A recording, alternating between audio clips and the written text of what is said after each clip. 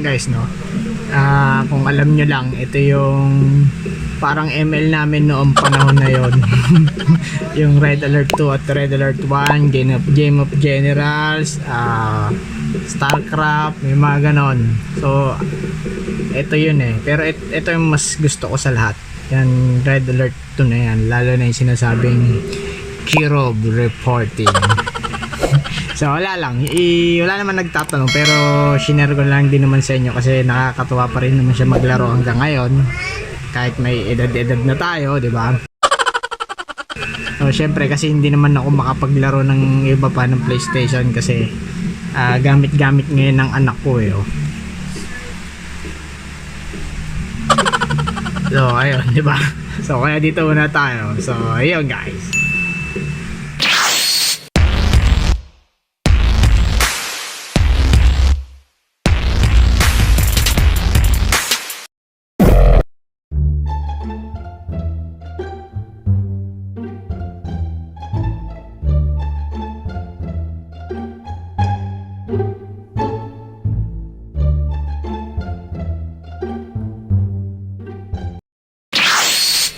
So ayun guys, no, matagal-tagal din akong hindi nakagawa ng video. So ito, i-ano ko na lang din kasi may nagtanong naman. So para at least maliwanagan din siya kung ano man naging possible cause ng hindi pag-ilaw nung indicator light niya sa AC. So ang siste kasi niya is yung dito. Sa AC niya daw, ang sabi niya doon is hindi daw nailaw yung indicator light ng AC niya pero nagana naman yung aircon niya.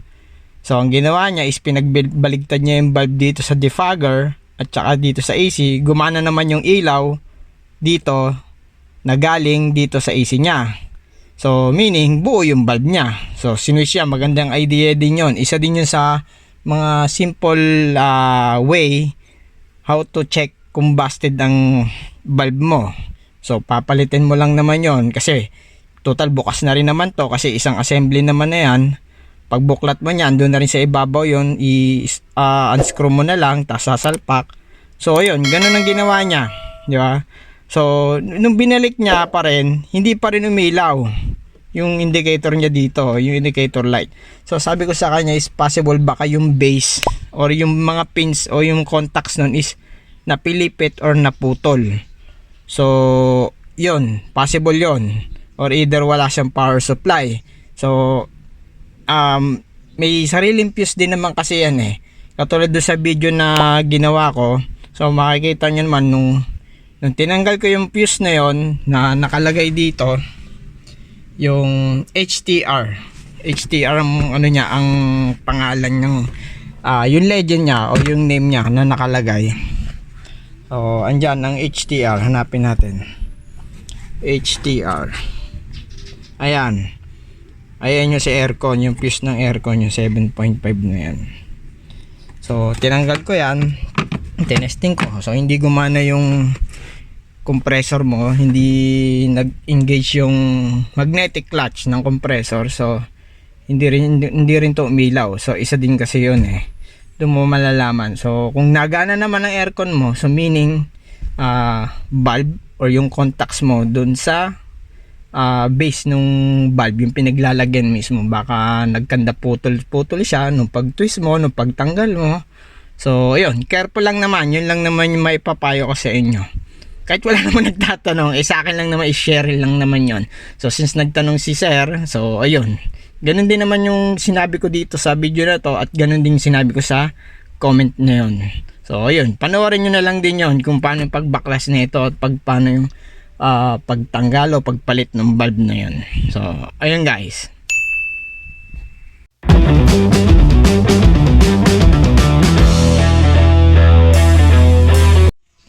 So ayun guys, lobat ako eh.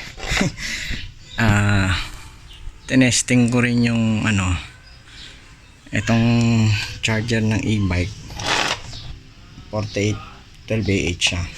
So si is 12 volts. So parallel lang connection natin dyan. Ang importante dyan is itong AH para mapastart mo. Yun nga lang, hindi pa rin siya kaya. So need natin na mas mataas na AH. Okay lang ang voltage, no problem tayo dyan. Ang importante is yung AH Kasi pag DC ang usapan o direct current, AH ang importante talaga dyan. So yun nga lang, hindi niya pa rin kinaya kasi 48 volts to, ayaw pa rin niya mag start. So plano kong itulak, yun nga lang, di ubra, baka hindi pa rin siya mag start dahil maiksi lang yun, baka bumalagbag pa ako sa highway. So yun, minalas-malas nga lang ngayon kasi paalis kami ngayon, ayaw mag start. So yung asawa ko na lang umalis muna ngayon kasi hatid namin siya sa work dahil Sabado ngayon wala akong pasok. So ayun, buti na lang ako hindi inabot kahapon. Pagdating kanina umaga ayaw na. So 2020 ko siyang binili yung battery na yan. So 4 years na ngayon, 2024 na. So ayun, matibay-tibay siya, di ba? Ang tagal din niya, 4 years.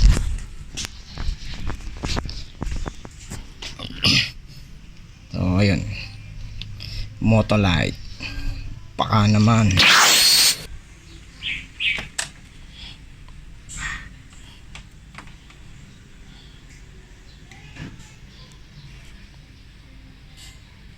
Naging 10 na lang siya. 10, 11 o 12. Ayan, 12 pa rin siya. So nonsense yung 12 volts na yan. Ang importante yung ampere niya, yung AH niya, yung kasi ang usapan dun So kahit 12 na, di ba sinasabi ng iba kahit 12 volts gagana pa, pero ito mataas pa yan, 12.51. pero ayaw na niya mag start, di ba? So isa pang testing natin paparinig ko sa inyo. Pero kita nyo 12 volts, di ba? So guys, ito yung sample ng palobat Ito base lang sa nangyayari ngayon, di ba?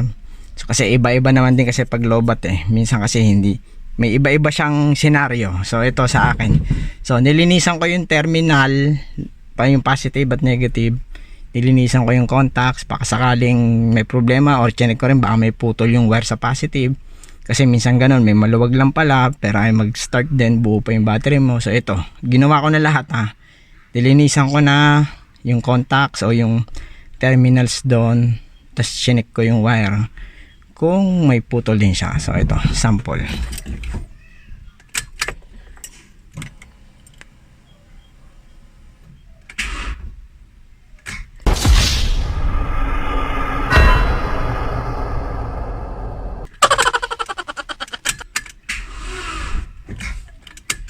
Wala talaga. So ayun, kita nyo, narinig nyo, gumagana pa yung fuel pump ko. Tapos yung ilaw ko, ayan, malakas pa siya, ilaw pa yan So yun ang senaryo ko ngayon. So 4 years na rin siya. So check natin yung kung ilang bili ko. Ito yun 2020. So 4.1, ewan ko lang kung magkano na ngayon to. So isa pa, wala talaga. So yun, lobat, sample talaga, palitin na yung battery. Ayun guys, continue lang tayo sa sharing ko regarding dito sa battery. Kasi napurnada yung abort mission yung pupunta namin ngayon ng anak ko. Wala So ito, hinintay na lang natin di-deliver yung battery. So ito, kahit 12 volts nga siya, di ba? Paulit-ulit ako, di ba? So ito si positive at si negative. So, nabaligtad lang ako. Sige, babaligtarin na natin din to. Dapat itong si Redyaan para hindi siya mag-negative sa monitor. So ayan, kung makikita nyo, di ba? Ayan, 12 pa rin siya, di ba? Pero hindi niya na kayang magpa-start ng mechanical. Medyo maingay lang, may motor So ayan, di ba? 12.56.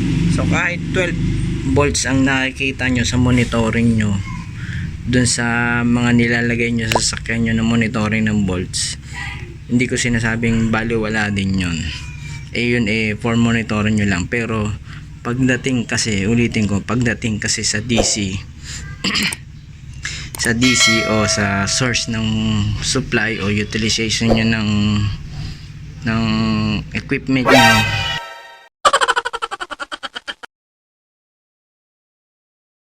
O ano man, basta DC yan. Ang usapan kasi dyan is yung AH nyo o yung ampere nyo. So kasi yung sinasabi nilang jumper na yon is not a series, it's a parallel siya. So ilagay ko dito sa video yung connection ng parallel. So kasi pag ginawa mo siyang parallel, ang voltahe mo o ang voltage mo o ang source mo sa battery is same pa rin siya kahit ilang battery ang ilagay mo dyan. Kung 12 volts yan, 12 volts pa rin siya, pero ang mag-i-increase sa'yo o ang magma-maximize sa'yo is yung AH mo o yung ampere hour mo or yung current mo. Ano nga ba ang current? Current is a tawag dito is a pressure siya. Ang voltage mo o ang DC or AC volts mo is a force, diba? So yun, para alam nyo lang din. So kung mag series kayo, ang connection naman kasi nun is ito is negative, ang kaduksong nun is positive.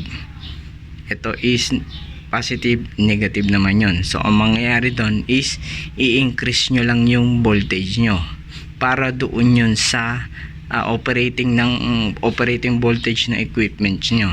So for example, yung truck, di ba hindi siya 12 volts, 24 volts siya. So dalawa yon na naka-series na battery.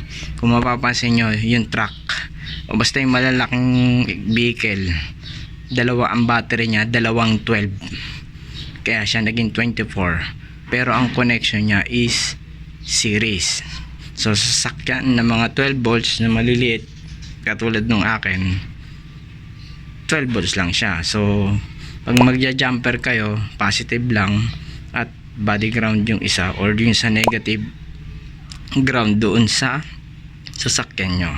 So yun, hindi ka nag-increase ng voltage mo. Ang in-increase mo is yung AH mo o yung ampere mo, kasi yun yung pressure pressure na flow para mapatakbo mo yung DC motors mo o yung starters mo. So yun lang guys.